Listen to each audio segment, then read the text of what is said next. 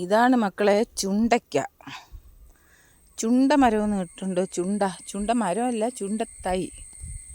ഇതാണ് ചുണ്ടയ്ക്ക. ഇതിനൊരു ചെറിയ ഉദാഹരണം ഞാൻ പറയാം. ഈ ചുണ്ടയ്ക്ക കൊടുത്ത് വഴുതനങ്ങ വാങ്ങിക്കുന്നതെന്ന് കേട്ടിട്ടുണ്ടോ? അതാണ് കാര്യം. ആ ചുണ്ടയ്ക്കയാണ് ഈ ചുണ്ടയ്ക്ക. ഈ ചുണ്ടയ്ക്കയുടെ വിശേഷങ്ങൾ കേട്ടാൽ വളരെ വിശേഷപ്പെട്ട കാര്യങ്ങളാണ്. പണ്ട് നമ്മുടെയൊക്കെ വീട്ടിലേ, ഇപ്പോഴല്ല പണ്ടെന്ന് പറഞ്ഞാൽ കൊച്ചും കാലം, അന്ന് ഒരു ചേമ്പിൻ്റെ തണ്ടൊക്കെ എടുത്ത് കൂട്ടാൻ വെച്ചിട്ട് വീട്ടിലെ മുതിർന്നവർ പറയും ഒരു തോരൻ വയ്ക്കണമെന്ന്. അപ്പം നമ്മൾ ഇറങ്ങി നോക്കുമ്പോൾ ചുണ്ടയ്ക്ക പറിച്ചുകൊണ്ട് പോകാമെന്ന് പറയും. ചുണ്ടയ്ക്ക പറിച്ചുകൊണ്ട് പോയി അമ്മിക്കല്ലിലിട്ട് തല്ലും. അമ്മിക്കല്ലിട്ട് തല്ലിയിട്ട് വെള്ളത്തിലിടും.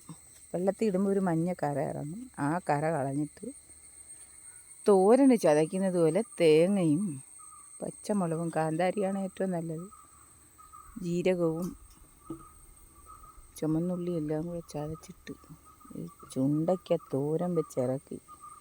ചേമ്പിൻതാൾ കറിയും ചുണ്ടയ്ക്ക തോരനും മത്തി പൊരിച്ചതും റോസരി ചോറും. ഹായ്, ഇല പോലും പുഞ്ചിരിച്ചു പോയത് കേട്ട്. ഹായ് ഹായ് ഹായ്, അടിപൊളി. ആ ചുണ്ടയ്ക്കാണ് മക്കളെ ഇത്. ശശിയല ചേച്ചിക്ക് ആ ചുണ്ടയ്ക്കയുടെ കാര്യം ഓർത്തപ്പം തന്നെ നാക്കിക്കൂടെ വെള്ളം വരുന്നല്ലേ ചേച്ചി? എന്നാലും നിങ്ങൾ ചുണ്ടയ്ക്കത്തോരൻ തിന്നിട്ടുണ്ടോ? ഇപ്പം നിങ്ങളെ വീട്ടിലുണ്ടോ? അതിൻ്റെ ഒരു അനുഭവം പറയാമോ? ചുണ്ടയ്ക്കത്തോരൻ വയ്ക്കുന്നത് പറ, എങ്ങനെയാണ് അത് ചതച്ചിട്ട് വയ്ക്കുന്നതെന്ന്. എന്തായാലും റെസ്റ്റ് ഇരിക്കുമല്ലേ ജോലിയുടെ ഇടയ്ക്ക്. അപ്പോൾ ഈ ചുണ്ടയ്ക്ക വിശേഷം എന്ന് പറഞ്ഞാൽ, ഈ ചുണ്ടയ്ക്ക എടുത്ത് വഴുതനങ്ങ വാങ്ങിക്കുന്നതെന്ന് കേട്ടിട്ടുണ്ടോ ചേച്ചി? നമ്മൾ വീട്ടുകളിലൊക്കെ വഴക്ക് കൂടുമ്പോഴേ കൊച്ചു പിള്ളേരും വലിയവരും അപ്പം പറയും ചുണ്ടയ്ക്ക എടുത്ത് നീ വഴുതനങ്ങ വാങ്ങിക്കുവാന്നോടി എന്ന് പറയൂലേ? ഓ, ചേച്ചി ജോലി ചെയ്ത് തളർന്നു പോയി. വെള്ളം കുടിച്ചിട്ടേ ബാക്കി സംസാരിക്കും. നിങ്ങൾ വീഡിയോ തീരുന്നവരെ കാണണം.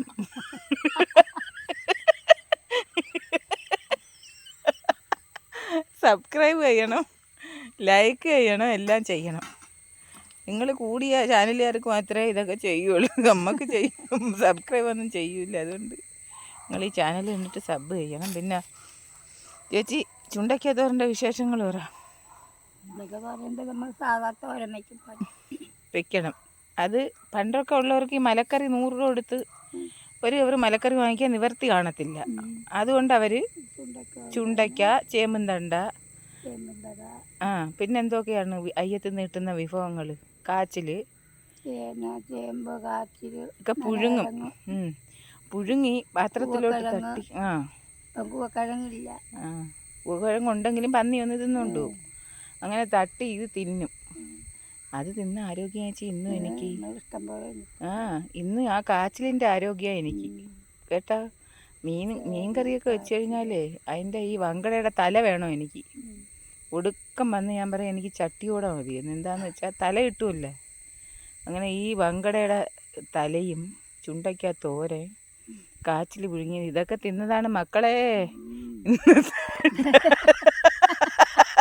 അതിലൂടെ പറയാ